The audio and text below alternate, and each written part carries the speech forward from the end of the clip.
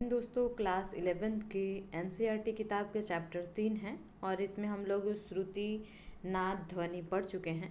और आइए अब पढ़ते हैं स्वर। स्वर क्या है, इसको लेकर एनसीईआरटी में क्या कुछ दिया गया है।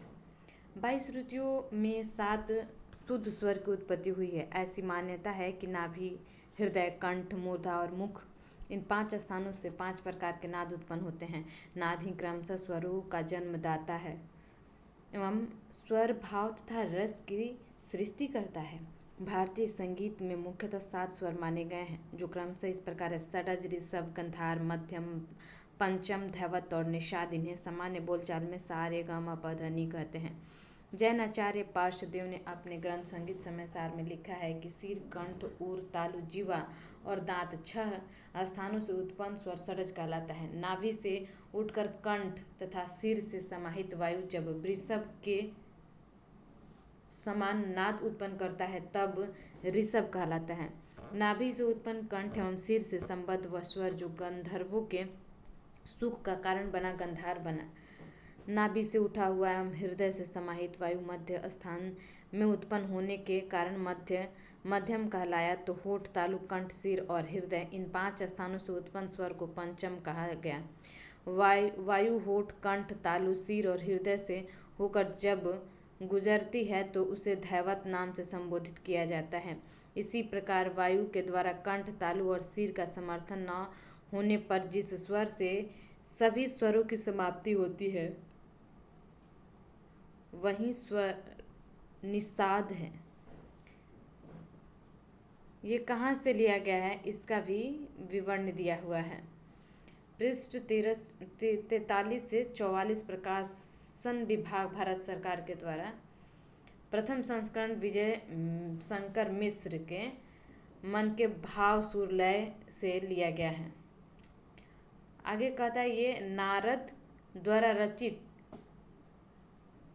शिक्षा ग्रंथ में लिखा गया है। मयूर से षडज, चातक से ऋषभ, बकरे से गंधार, कौवे से मध्यम, कोयल से पंचम, मेढक से धैवत और हाथी के आवाज से निषाद स्वर की उत्पत्ति हुई है। भारतीय संगीत में इन सप्त स्वरों में रे, ग, म, ध और नी के 2 रूप होते हैं। इनमें रे, ग, ध तथा नी के 2 रूप शुद्ध व विकृत तथा म के 2 रूप शुद्ध और तीव्र होते हैं। इस तरह शुद्ध और विकृत स्वरों की कुल संख्या 12 हो जाती है।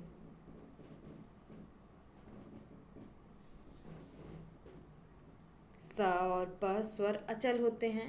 स्वर जब नीचे से ऊपर की ओर जाते हैं, अर्थात स, रे, ग, म, प, ध और नी, तो उसे आरोह कहते हैं। जबकि ऊपर से नीचे की ओर आने वाली क्रिया सा, नी, ध, प, म, ग, रे, सा आरोह कहलाती है। अब सप्तक क्या कहलाता है, इस पे एक नज़र डालते हैं। 7 स्वरों के एक समूह को सप्तक कहते हैं। सप्तक के 3 प्रकार माने गए हैं: मंद्र सप्तक, मध्य सप्तक और तार सप्तक। सामान्य बोलचाल के लिए जिस ध्वनि का प्रयोग किया जाता है उसे हम मध्य सप्तक माना जाए तो उसी से दुगुनी नीची ध्वनि को मंद्र सप्तक व दुगुनी ऊंची ध्वनि को तार सप्तक की संज्ञा दी जाती है। इसी प्रकार गाने बजाने के मध्य स से नी तक जिस ध्वनि का प्रयोग किया जाता है उसे मध्य सप्तक कहा जाता है।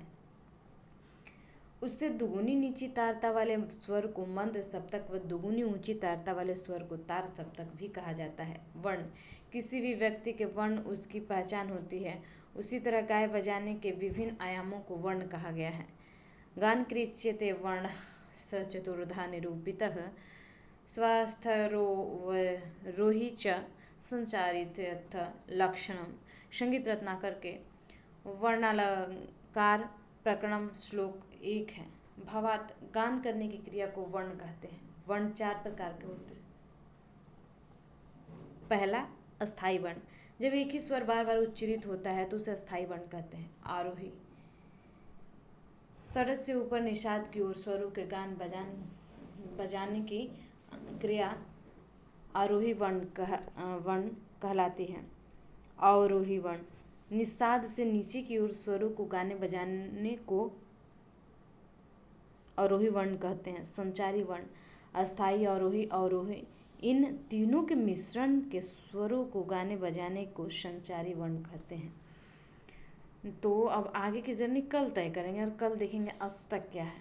जब तक के लिए हमें दीजिए इजाज़त। जय हिंद।